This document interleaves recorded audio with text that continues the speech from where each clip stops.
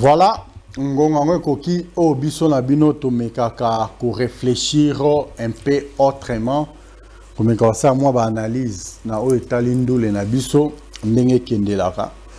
Na bandi actualité musicale eza resté dominé na ngonga oyo na événement o elekaki le 15 février 2025 bisika yanko de la forêt à Palolaki na arena Grand Paris. Alors nganga meka ko senga bana mboka ya jonganga ta azobeta masolo bochenga déjà mini time na yebelaka déjà pour na ça na ba débordement to ebinga so na koti mo sentiment leki na mama ko beta ba débordement. Alors ya motuya auto solo la biso na bino na poko lelo ezanini wera ko beta te ba campagne sami sur tous les plans au moment où ce qui wera beti c'est la culture congolaise qui gagne. Ce qui wera beti c'est la musique congolaise oyo bakisa un plus. Alors je ne sais pas.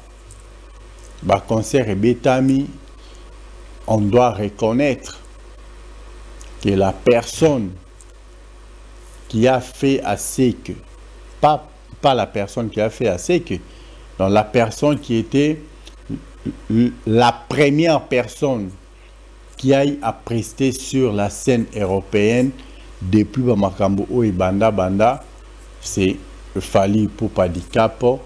La merveille. C'est un Congolais à féliciter. Il a fait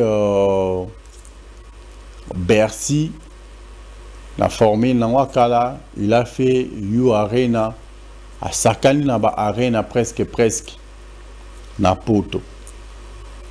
Et bah faire Betty, le président Jossa Nyokalong a Betty, Redi Amisi Bailo Kanta Betty. Fabrigas Abeti, héritier Watanabe, mais c'est les chanteurs Abeti, il y a eu des concerts et des concerts en Europe. Mais la première personne, ni tété, l'Iwaya Ndeko Nabiso, frère Nabiso Sege Mignon Magnata, Nabandi, Jibem Piana, Alngarabe tapé le 31 décembre 2024. Mais VO et les kaka à beta kate. Bref, c'est pour vous dire que bah concert et zongi na poto. Quand bah concert et zongi na poto. Qu'est-ce que nous pouvons retenir de tout ça? Il y a retour, il y a musique congolaise sur le plan international. Tous les musiciens oyo ba betaki mutu na mutu ba fan nae bazalaki ba assistaki ba accompagnaki. Mais on doit dire une chose, chaleur sur la scène musicale européenne ezalaki lisute. Moi si je vais écouter la musique, je vais rester chez moi à la maison, na vandi na tie DVD na ngai, na tie peut-être CD na ngai, DVD nangai naza kotala, CD nangai naza koyoka, où je prends dans une flash disque nache, ou soit j'écoute la musique à la maison. Mais quand on se déplace pour aller dans un concert, tokendara koyo kotala spectacle, koyo kamindu le pe kobina, o to bengaka chaleur. Et dans ma concert au Ebeti na Koto, la plupart des gens ont compris que la personne qui détient les secrets des scènes, la personne qui maîtrise la scène, la personne qui sait électriser la salle, on a la nuit de la francophonie, on a festigo là, bref, quand cette personne entre, il sait marquer ses empreintes, c'est Yanko de la forêt. Alors, Warrior, comment vous pouvez prendre une personne qui a réussi à vendre la musique congolaise, comme ma musique congolaise, na niveau moroboé. Parce qu'il y a un certain moment où il y que non, bitumba o fali azo bunda, eza bien, mais azaye moko. Il faut tout ça là effort, tout ça là bloc. Il y a des musiciens congolais pour défendre les causes. Si les grands Ouera disent ça, yo okubo ya ponani. Je ne sais pas aujourd'hui ce qui nous traverse la tête. Est-ce que Madame Yawera abetaka musique? Est-ce que Madame Yafali abetaka musique? Comment, si vous voulez critiquer les gens qui font de la musique, ce sont eux, les hommes publics. Vous ne pouvez pas traverser des frontières. Je dis bien, vous ne pouvez pas traverser des frontières. Leurs femmes ne jouent pas à la musique. Ce sont leurs maris qui jouent à la musique. Et vous devriez retenir une chose. Quand vous insultez, je m'excuse, une personne comme Fali Poupa, bon, dans l'intervention à mon anaï, quelle que soit la différence, c'est l'air parmi restreinte, vous sentez que c'est une fille qui a la matière. Vous sentez que c'est une fille au Moutunae et Salak. Quand vous suivez les filles de Weranson, n'en parlons même pas. Nous avons arrivé que ça la grande distinction de l'université minée aux États-Unis. Est-ce que Bino Siko ba ebovandi bolandaka ba papa na bango, bofingaka ba papa na bango? Est-ce que bon a pensé que Bino bozana place ya kofinga ba papa na bango au moment où ils ont des filles qui ont de la matière grise, des filles au bakoki kotangi sapé Bino? Elles sont plus intelligentes que vous. Mais Bino Bovandi, vous ça là-bas analyse moko bâclé à la télé. Je ne sais pas ce que ça pour côté qui s'accroche à la chaîne YouTube na Bino. Maintenant moi je vais m'adresser personnellement na ba YouTuber au bois pour yaka Fali pour pas Cap la merveille aigle. Est-ce que l'olenge boza côté qui la Fali et sa façon de côté qu'il a fallu? Comment vous pouvez réduire une personne qui a su jouer 1777 concerts en Europe dans l'espace Mora Mouké pour la dédicace Moko? Est-ce que Ouera a été obligé de dédicacer Fali sur 1777 concerts au Fali à Bettina Poto? Combien de fois il a dédicacé Ouera? Quand Ouera joue la chanson là en question vocale wana ezaka selon demande ya batu bana kacha salle nda sali la kaba dédicace. Boy bien moi à l'époque les gens réclamaient Marie-Paul, ce qui aura beti tolinga na to sali sana batu azoze la kaka Marie-Paul, batu azako senga kaka Marie-Paul, so ka che tolinga na to sali sana Roi Pelé, la salle criée. Il y a eu un moment où les gens ne réclamaient que Jibé Piana. Ce qui veut racheter Tolingana, tout ça, l'Isana, Batubazo Zelatanga Jibé. Tanga petit frère, ça les gagne. C'était comme ça. Nangonga Oyongana Yoto Yebi. Fali a quitté quartier latin. C'était peut-être une première, je ne sais pas, non, c'était le deuxième musicien, M. Moro Kala. Moro passe à la lettre à mise en disponibilité, Nabosani Kombo Fali et le deuxième héritier et le troisième, où il y a comment lettre à démission, puis il y a maison mère. Fallait partir à Tiki quartier latin, aucune fois, je dis bien aucune fois, fallait être que ça l'anzembo pour affinga Kofi Olomide. Jamais. Ce qu'a bimi en est qu'on vantait la qualité nae, les vieux nae, grand mot pas tout ça. Mais Ferré est le seul musicien où il y a l'ongwa na ba wenge. Ba misa ba wenge ba longwara. ba finga ba président na bango tout ça. Mais le seul musicien longwa na wenge a finga patron a salé la enanzembo. C'est Ferré. Ferré a fait une émission premier soin. Je dis bien premier soin pour insulter la personne de Koffi Olomide. C'est son habitude, c'est sa façon de faire. Peut-être que le musicien est mal entouré. Même si tu es mal entouré de toi-même, tu peux faire biloko soki entourage no ya mabe et yelelio au boy. Alors nzela wana eza nzela ona moni lelo bino ba youtubeur ya fali bonibo memela fali. Vous ne pouvez pas réduire un artiste qui fait la fierté de mon pays. Un artiste oyaza kuya na ba trophée ya malonga na mboka. Un artiste oyaza kotekisa ba disque certifié na mboka. Boza ko réduire pour la dédicace. Donc on peut dire aujourd'hui que le 1777 concert qu'a joué Fally Ipupa ils en a valeur te liboso à dédicace moko ya Ranson. Mais non, soyons quand même sérieux. Soyons quand même sérieux. Nous avons combien de musiciens à Katiambo Kanabiso?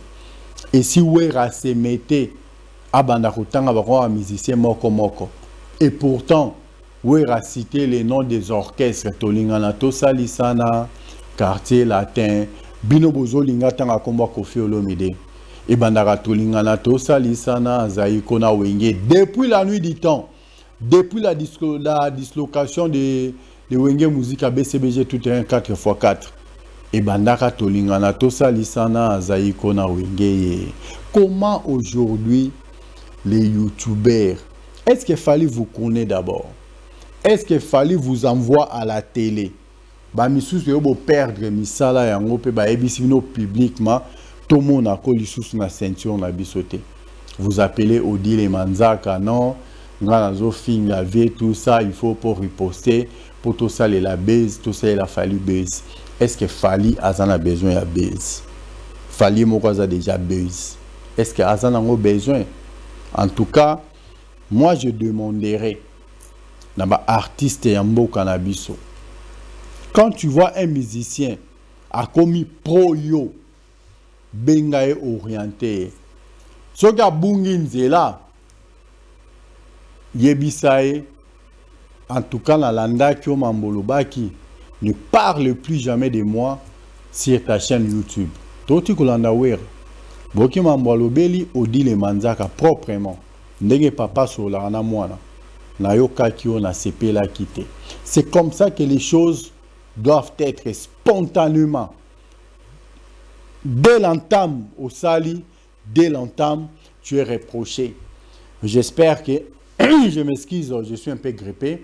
Si ça se passe ainsi, ça sera vraiment très bien. On doit savoir vendre nos musiciens. Nous avons les musiciens qui ont des talents. Koleka ba ouest africain, koleka peut-être ba américain belé. Loka toebi côté qui sabango, bisomo côté.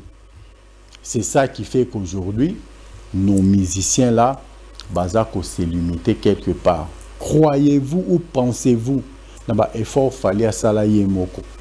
Alors quand ça peine à niveau à l'élotin, bino obaki sini na vie na et l'autre côté, à moins que ezalaye mto atinda rabino. Soka atinda rabino bien, atinda rabino te, bossa les choses correctement.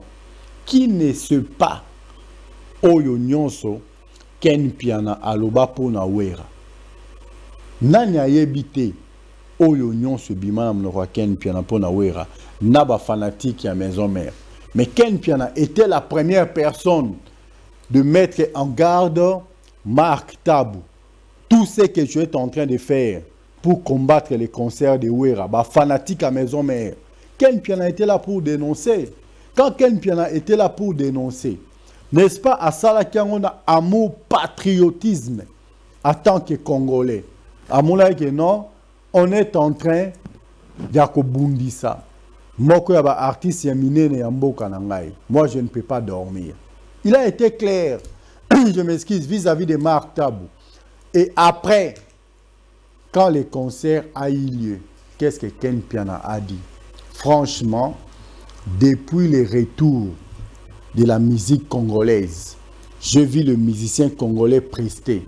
Mais ce que je vis chez Weranson, c'est du jamais vu. Maintenant, je peux dire que la musique congolaise est effectivement de retour. C'est une personne qui a été sincère vis-à-vis de soi. Vis-à-vis de soi. Après avoir dorloté, chouchouté, Fally Ipupa, tout ça, peut-être qu'à mon avis, non, oya kokaki kosala, yango ana sali koki, maintenant il doit revenir au bon sens. À ça, ba critique moko objective pour na avenir na yelobi. Bino ba youtubeur, botika kokabola ba musicien. Entre Fally et Wera, bozomo na bango, comment ils se saluent, ils n'ont jamais eu un problème. Fally abi ke Wera aza vie nae, Wera abi ke Fally aza petit nae, il y a un respect mutuel entre eux. Oyo aza mwana kitambo, mwana bandala azale ki ya Sylvie Mampata, oyo azali mwasi ya Weranson.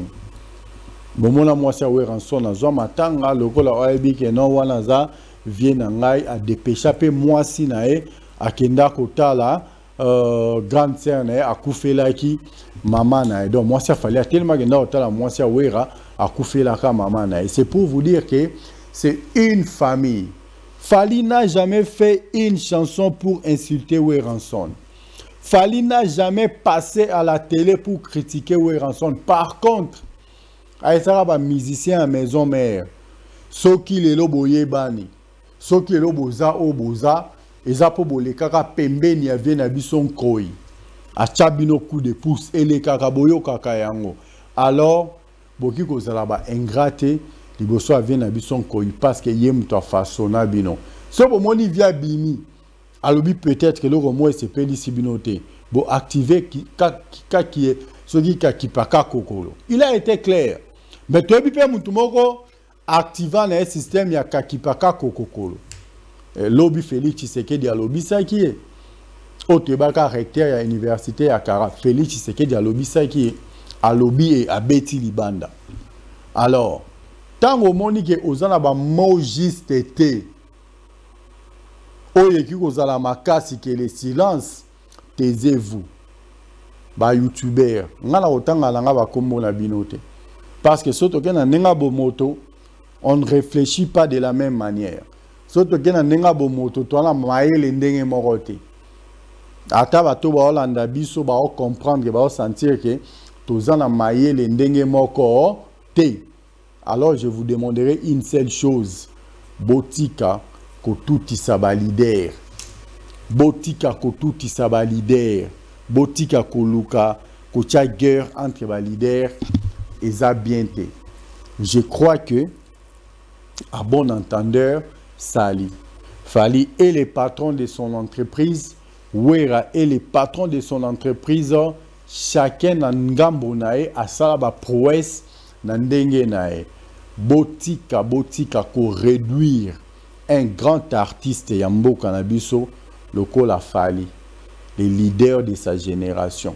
Monto apé ça ba musicien en génération nae courage, ba bima, ba kende ko sala ba orchestre lelo, ba koma pe ba patron, beaucoup qui ko réduire pour na dédicace mon côté. Alors il faut éviter ça. Na banzi on les a conseil o nanga ki na pe sabino lokola moko na bino. Lokola moko o yalingaka musique, lokola un élite congolais, un congolais conscient, un quinois conscient. Et on a conscientisé bino bande konangai botika koluka ba guerre, place guerre ezate. Wera Fally ne sont pas de la même génération, Wera Fally ne sont pas des amis. Alors botika ko tuti sabango e kozala bien te. Nabi ke Wera zakana silence du chef alobakate. Nabi ke Fally Ipupa activa nae kakipaka kokolo. Alors beaucoup tuti saka bango jamais. Si vous voulez faire de bonnes réflexions des bonnes émissions. Batuba kolanda bino et kozala bien. Bon, analyser biloko moko na ndenge ya musique, musicalement, sur le plan musical, comme on a l'habitude de le faire. Botka kotuti ça va musicien mitou et anatina morote, vous allez gagner quoi? Ba misusu lelo ba bengani bino ouvertement mokili bi no ba bengani o ozasusu pembeni ya leader te. Qui est perdant? N'est-ce pas, c'est toi? Alors je vous ai demandé Botika Kotuti Saba musicien Mitou et Kozabiente. Et très bientôt là, nous allons recevoir sur ce beau plateau l'honorable le plus célèbre de la République, honorable Pacho Panda. Donc ensemble avec l'honorable le plus célèbre de la République, Pacho Panda, Tokubeta Bamasolo ya Arena Grand Paris. Ndenge nini zalaki oyo basatandaki nango yango bazwaki awoye bisabiso pe prochain programme ya Yanko de la Forêt, ça sera comment? Et hormis ça, Tobi qui fallait pour pas du Cap la Merveille Aigle et pas à préparer concert à Stade de France, ce qui va payer biso date en tant qu'artiste congolais tokolobele la yango. En tout cas tokobomba eloko morote. Nous sommes là pour pousser nos artistes et musiciens d'aller de l'avant. Nous sommes là pour aider de notre manière, de notre façon, les artistes congolais. Moi, je dis un grand merci à Elon Musk congolais, grand prêtre pasteur Fiston Mario. C'est lui qui a la capacité, la possibilité de payer toutes les dettes congolaises en une fraction de seconde, balobi, mais c'est tour du monde. Hein? Le Golayo, les ATP, Kozalaka, grand prêtre pasteur Fiston Mario. Un grand merci à toi. Nabandi mokili comprendre, mokili zomo na miso, mokili ezako comprendre. Moi, j'ai dédié l'intégralité de notre réflexion de ce soir à l'impératrice de mon empire, la reine de mon royaume, la très distinguée première dame de ma république, au grand prêtre mère Boss Balobi. Devant elle, moi je m'incline. Espérance Kaouma. Kaouma yaba espérance, joker la carte qui gagne. Babi la définition d'une beauté parfaite. Espérance Kaouma, grand prêtre mère Boss. Si tu n'existais pas, j'aurais dit te fabriquer pour que tu puisses exister pour moi seul. Nous sommes arrivés à la fin de notre réflexion de ce soir. C'est écrit là-bas au-dessus de vos écrans, au-dessus de vos téléphones. Abonnez-vous massivement sur Global Congo. Vous ne serez jamais déçu car dans le Global Congo, nous faisons des réflexions en profondeur en tant que des intellectuels pour que nous puissions, je m'excuse, je suis tellement grippé, hein, pour que nous puissions aider les nombreux Congolais qui nous suivent de partout, que chacun place à Zali, à Meka, Kotala Makamuna direction Moussousou, que chacun place à Zali, à Meka MP, Koluka, ko aider. Bande konabiso ba artistes et musiciens, bande konaso ba politiciens, pour na kozongi saba onanzela basala musala ndenge elongo bani. Donc Yanko de la Forêt, félicitations à toi. Balobi, rien à dire de ce côté-là, vous avez su assurer que vous êtes les grands formateurs. Néon Lobaka au cours récupérer retard il y a 15 ans à 1 heure. C'est ce que tu avais fait au récupérer qui retard il y a 15 ans à 1 heure. Mokilendima qui félicitations. Tozo zela ope sapso pe dato. Il y a You Arena, Tokolobele Ango, Nenge Tokolobele la paix, ceux qui dit Cap la merveille, à Pessibiso Dato, il y a Stade de France. Nous sommes là pour vendre la musique congolaise, nous sommes là pour critiquer nos musiciens positivement, objectivement et non subjectivement. Je crois que le but même de notre chaîne Global Congo, Yangoana. Abonnez-vous massivement sur Global Congo. Moi, j'ai dit un grand merci à mon DG. La boîte noire, Jordi Kalonda. Kalonda, Jordi, non seulement il est noir, mais il est beau. Merci à toi et je dédie l'intégralité ou notre réflexion de ce soir à ma petite sœur chérie, Laetitia Tamboué, Madame Toumba, hein, Madame Christian Toumba. En tout cas, prompt rétablissement à toi, la fille de ma mère. On se retrouve demain pour un nouveau numéro. Quant à moi, je vous dis bye bye. Restez toujours abonnés et branchés sur Global Congo. Merci.